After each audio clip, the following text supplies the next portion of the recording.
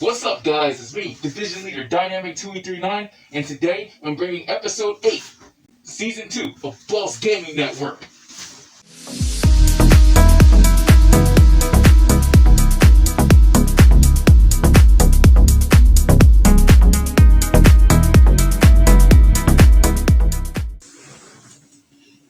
Okay, so back with Episode 8 now. A really busy month this December 2019. Just dropping episodes, doing a lot of reviews, playing a lot of games. Had the privilege to try a lot of new games as well too. I love the Code Vein, still trying that, still on The Witcher 3. Even though that came out like 4 years ago, still an awesome game. So I've been doing a lot of gaming lately and just getting back into what I do best, and it's so awesome. I'm really enjoying this time of year. Right now, I want to do like this episode based on old school games. I want to take it back to the 90s this time. So I'm gonna do an old school episode this time, basically based on like the older consoles. Back when like the older generation of gamers, or the real generation of gamers were kids. I'm part of the real generation of real gamers. Yeah, so we're gonna take it back, and the first game that I want to talk about in this old school episode will be Sonic the Hedgehog 2.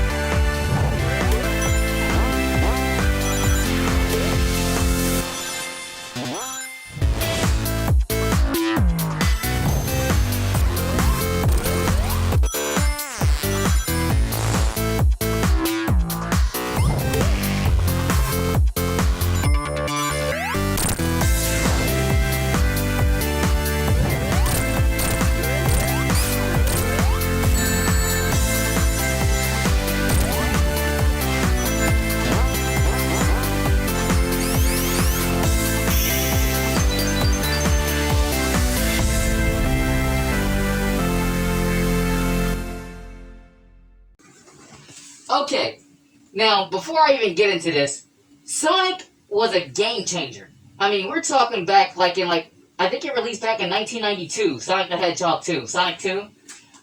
Sonic 1 was good too, but Sonic 2 was my favorite. The reason why Sonic 2 was my favorite because it was the first time they introduced a two-player system. So you and your friend could play locally. Multiplayer didn't exist back then. I think the internet was still like a myth back then. The internet wasn't even around. But, yeah, so, basically, Sonic 2, basically an extension of what Part 1 was. They brought out Part 2, and you can actually play with your friend locally, on your console. And the console was Sega Genesis. 3, 2, 1, go!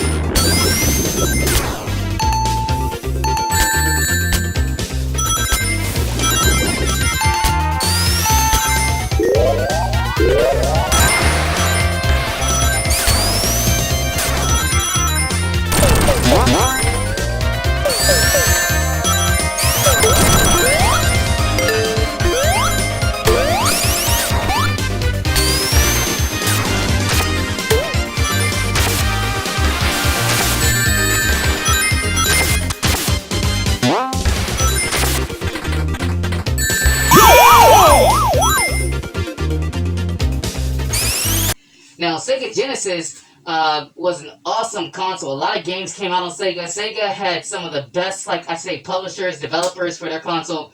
Man, RPG wise, racing wise, fighting wise, flying, everything. I mean, like it was dungeon crawlers, it didn't matter. Sega Genesis was an awesome console.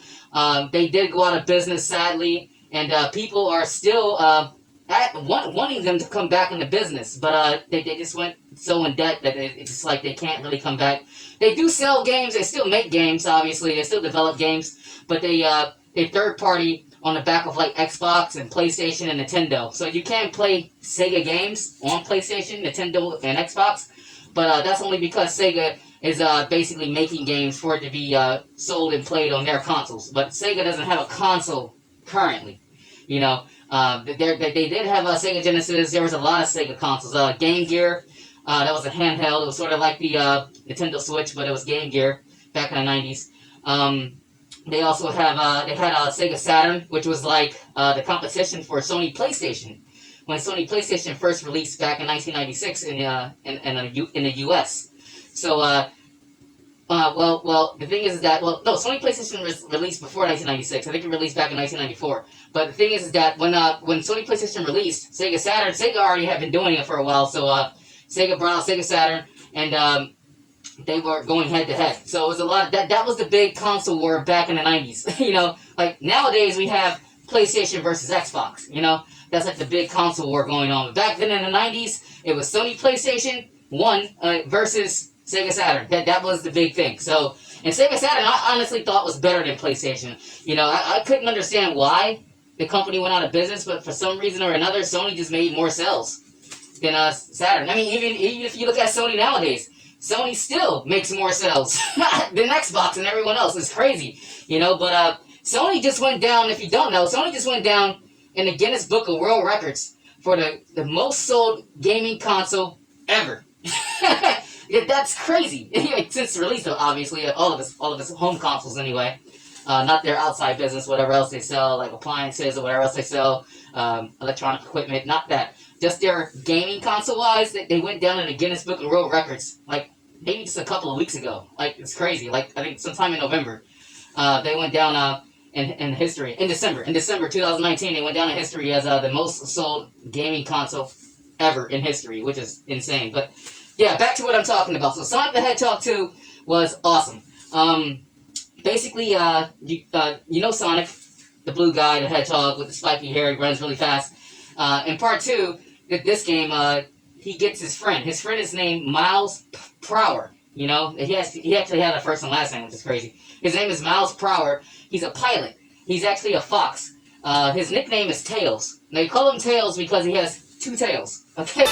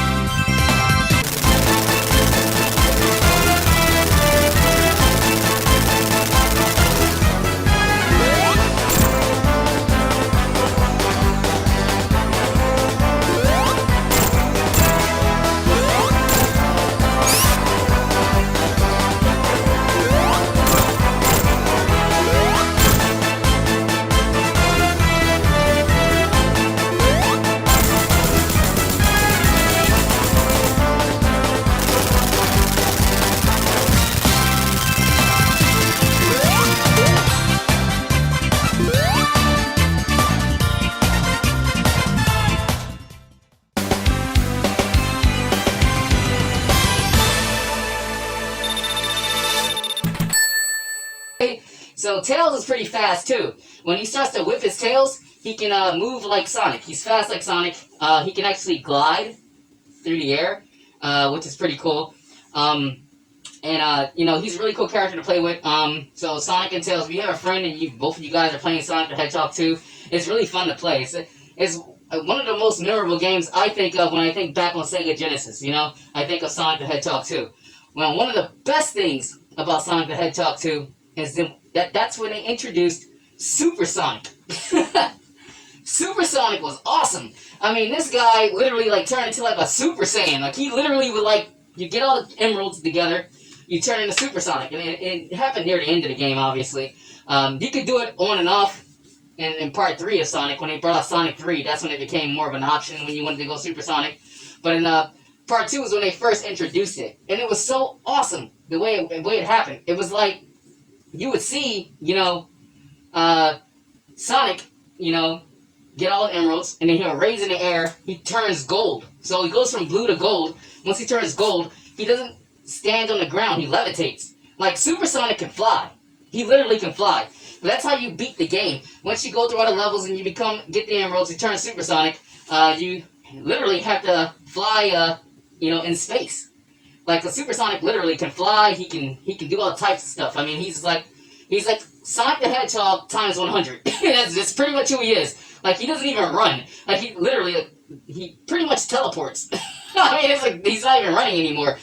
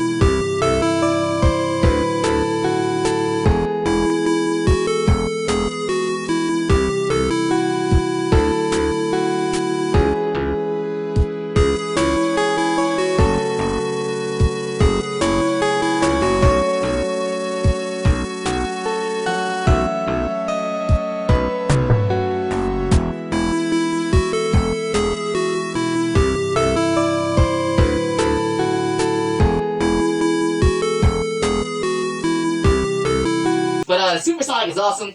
Love the idea. I think they stole it from Dragon Ball. But anyway, Sonic the Hedgehog 2 was a great game. I loved it. Definitely was a game changer back in 1992 when it released, Sega Genesis. Okay, so the developer for Sonic, or pretty much all the Sonic games, is Sega. Sega developed that game exclusively just for themselves and Sega Genesis consoles back then. Just like how Nintendo exclusively develops Mario. Mario just stays with Nintendo. You can get Mario on other consoles, obviously, but the developer will always be Nintendo for Mario, just like the developer for Sonic will always be Sega. Sega always will have their dibs on Sonic. So, obviously Sega went out of business, unfortunately, and they're trying to make a comeback. I heard rumors that Sega might be getting back into the gaming race. They might come back in the console race. They might drop a new console. It's just a rumor. I mean, they are making money from the third-party sales. They are making games to be sold on, like, PlayStation, Xbox, and Nintendo. If they manage their money in the corporation correctly, they might just come back. Who knows? We might get a Dreamcast, too.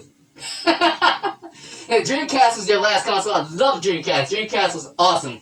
Phantasy Star Online, one of the best games ever on Dreamcast before the server went out. Now no one can play it anymore. But, Skies of Arcadia was one of my favorite games on Dreamcast. Okay, we're off subject. Okay, let's stop talking about Dreamcast. But yeah, Sega, Sonic. Okay, so if I want to give Sonic the Hedgehog 2 a rating, I want to give it a rating of 9. I want to give it a 9. And that's a really good rating, because this game is like almost 30 years old. And it's still fun. Even if you play this game nowadays, you're just like, wow. This game is so awesome. It's still fun. If you have a friend you can play locally, It's so fun. I believe they have a feature now where you can actually play multiplayer with people online. And, someone can take like Tails, and you take Sonic or vice versa, and you can actually play online with someone else and actually go through the stages. So the stages were challenging, which was cool. And it had a lot of replayability. The game was just challenging. And if a game is linear, like it's just like you have to go to this point, this point, this point. If it's challenging, then the game has replayability. It's fun, some games are like linear and it's just like not challenging. It's just like you're watching a movie. You're not even playing a video game. You're just like watching a movie. And it's like, man, I should just go on Netflix. Why am I even sitting here playing this game? Final Fantasy 13. But we're not gonna get into that right now. But yeah, Sonic 2 was awesome. I'm gonna give it a 9. Sonic, that's a boss rating. Okay, so our next game. Our next game is a classic game. This game was, this is also back in the 90s. This is a really cool game. This game came out before Sonic 2. This game released back in 1991. And the game I'm talking about is Toe Jam and Earl. Look, T-O to the E, jamming on the beat. And now with Big Earl, make them stand to their feet. Crash landed on a strange planet, trying to find the pieces, but this place is gigantic. Running from the bees and dodging all the moles. Somebody tried to run me over with a lawnmower. Maybe all they need's a little funk. Maybe that's all they need. Give them that funk. Biggie, tell them. Feel the fall. Maybe that's all they need. Toe Jam and Earl back in the groove. An all-new adventure game from 1991. Okay, now Toe Jam and Earl was awesome. It was a game changer as well. Mind you, back in 1991, the graphics weren't all that, insane, crazy like they are nowadays. Like awesome, glorified, beautiful, phenomenal graphics that we see nowadays on PS4 and Xbox One, and Nintendo Switch and PC. This was like 8-bit graphics. These were graphics back like when Mario Brothers was out. The very first Mario Brothers. Like Zelda. The gold cartridge. Like back then. This is like early 90s. You know what I mean? Like, this is back then. But Toe Jam and Earl was cool. I remember that game like it was yesterday. Basically, it's about two aliens, Toe Jam and Earl, name of the game. They're basically cruising through the universe in their spaceship, and they just happen to be passing through the Milky Way galaxy. Toe makes incorrect adjustments on the spacecraft. It ends up crash landing on Earth, and once they awake from the crash, Toe Jam and Earl realize we have to collect all the pieces from the spaceship that basically broke apart all over Earth. So the whole point of the game is you exploring Earth and trying to find all the pieces of your ship so you can put it back together and make it back to your home world.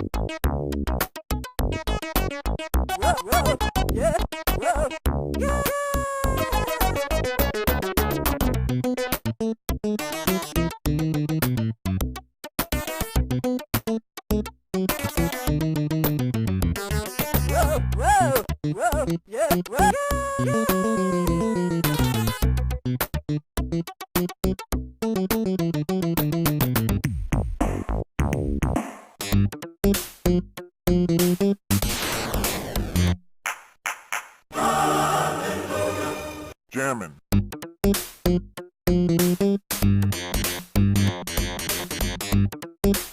Okay? Now, doing so, Toe Jam and Earl come across a lot of challenges, a lot of dangerous situations. It's funny how they depict Earth, or the people of Earth. They depict Earthlings like you have to fight ice cream trucks. You have to fight like hungry children, groups of hungry children.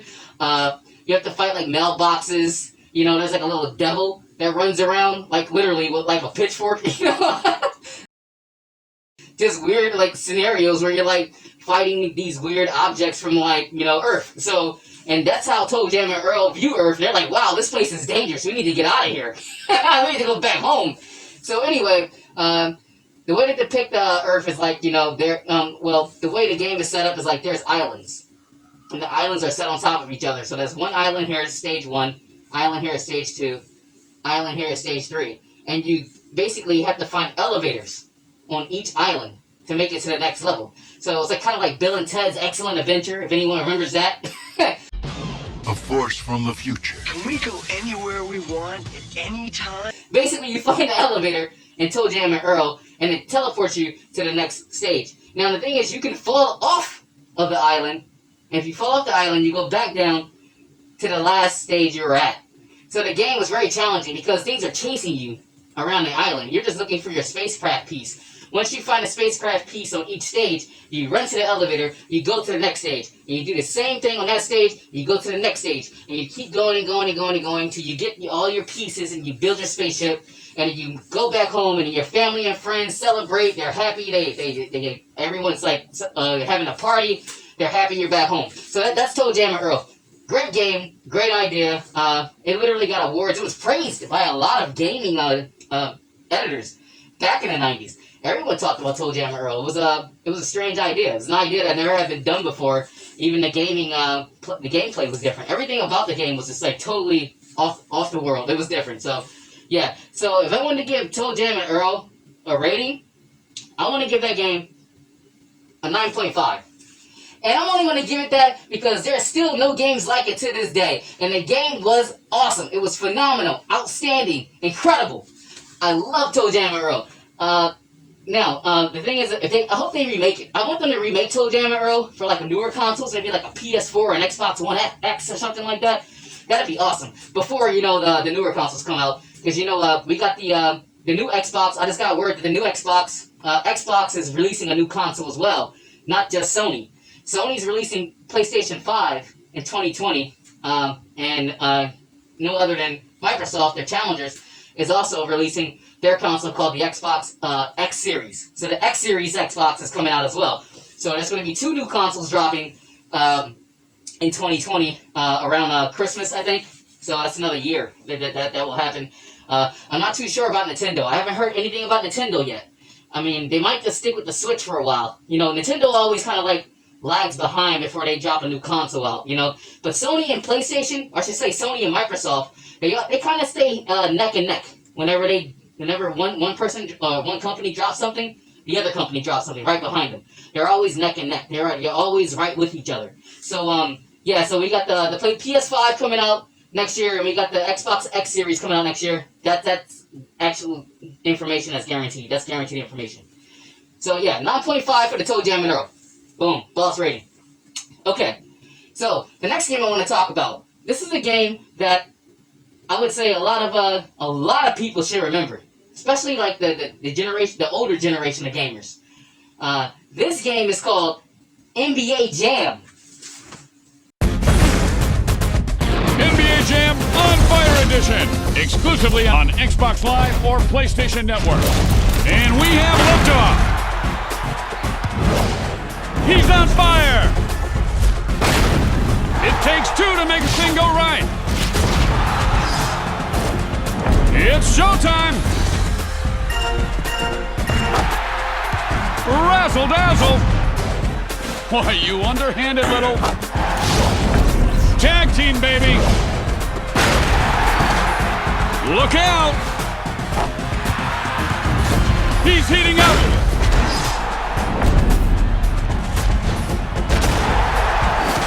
Time for Daddy to go to work. Boom shakalaka! Amazing! Throws down the monster root! Whoa!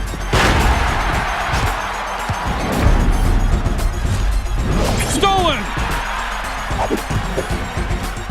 Rejected! Oh my! Come on! NBA Jam is back and better than ever!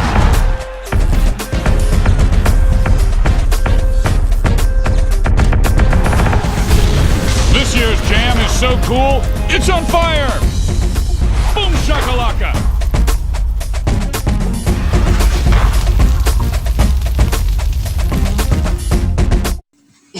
Now, NBA Jam, that was awesome. That was a game where you were like basically in the NBA, but these were like superstar basketball players. It was actually real people.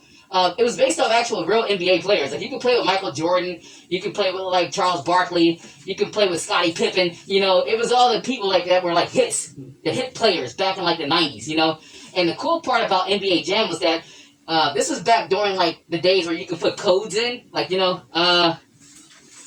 you're playing, you know, let's say your Super Nintendo, let's say for instance, right? Or your Sega Genesis, you know? Because NBA Jam came out on Sega, and it came out on the Super Nintendo, and it came out, it had an arcade. It was an arcade also. It was called NBA Jam Extreme or something like that.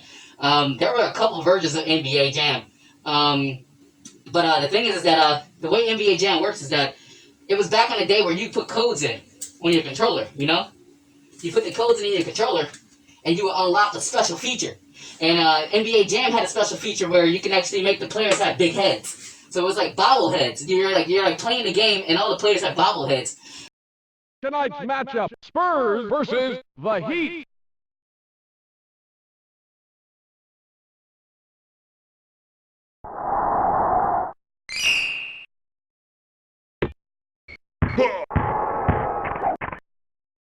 Score!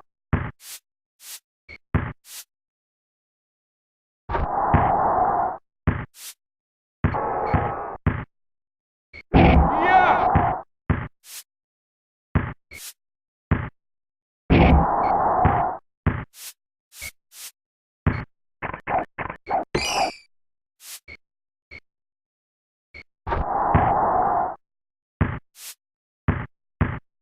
Monster Jam! Yeah! Yeah!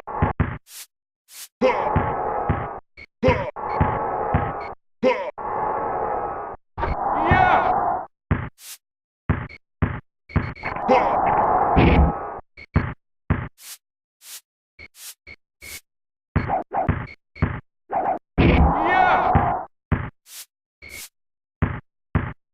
From downtown, score!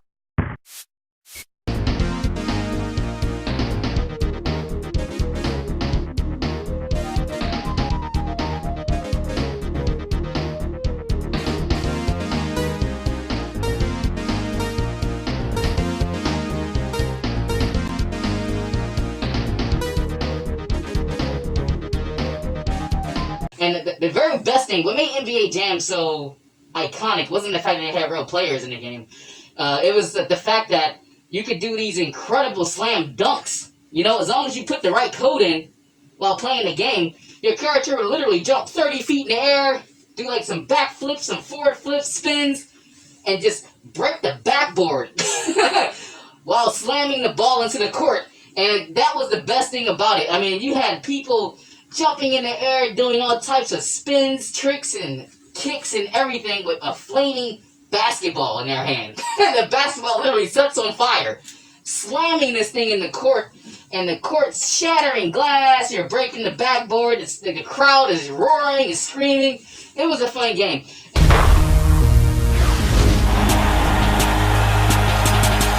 Boom shakalaka!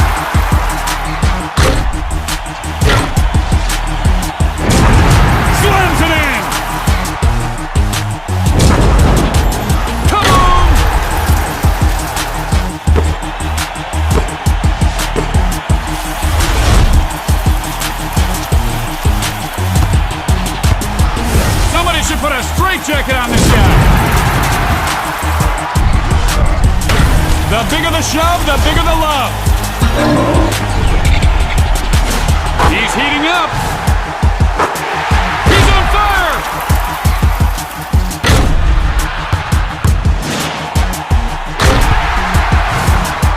Kaboom! Boom shakalaka! And it was also multiplayer later on because they re-brought NBA Jam out several times. But I'm talking about the one back in the 90s. It first released in 1993. You know, but the latest one I think released in like 2017 or something like that. You know, different developing companies got rights to the game and they kept re-bringing the game back out over and over again. There was 3 developing companies involved in NBA Jam's creation, and that was Midway. Midway's awesome. They make a lot of racing games. Also, Acclaim. Acclaim was the other developing team, and EA. And everyone knows who EA is. That's Electronic Arts. Those are the guys who do, like, Madden NFL, you know? They make all the Madden games. So, Electronic Arts was involved in it, too. They were the last ones that have the rights to NBA Jam. And they brought it back out for everyone to play again as a downloadable game. So, yeah, NBA Jam was awesome. I loved it. Had a lot of fun with it back when I was a child. I think everyone who was basically in grade school in the 90s knew about NBA Jam. I mean, it was like, that was the sports game to go to. It wasn't like how it is nowadays. You got NBA 2K, NFL 2K, you got the Madden games, you got FIFA, you got, nah. The sports game back in the day everyone went to when we were kids, it was NBA Jam. NBA Jam was the thing. That was awesome. Yeah, so definitely, like I said, all these games are like pretty much old school games. These are all 90 games I'm mentioning, early 90 games. Now you can just get these games for like a couple of bucks. They're not even expensive. They're like probably less than $5. I mean, they're probably all downloadable. You can get them all downloadable probably. If you have an Xbox or a PlayStation, you can probably go into like the Play Store and find these games and like just get them for like $2. You know, but they're all good games. Sonic the Hedgehog 2, Toe Jam and Earl, NBA Jam. Great games. Yeah, so if I want to give NBA Jam a rating, I want to give NBA Jam a 10. That game was a 10. It was a definite game changer. No other game was like NBA Jam. NBA Jam was awesome. Definitely. Alright guys, I want to cut it here. Thanks for joining me, Division Leader Dynamic 2839. And also, go to our website, www.bossgaming.net. Our YouTube channel, Boss Gaming Network. Our Twitch, Dynamic2839. And also our Instagram, Dynamic2839. And also, get yourself some Boss merch. Go onto the website, get yourself some t-shirts, sign up to the clan, join Boss Gaming Network, join the honor code, get involved with everything. Okay, and as always, boss up.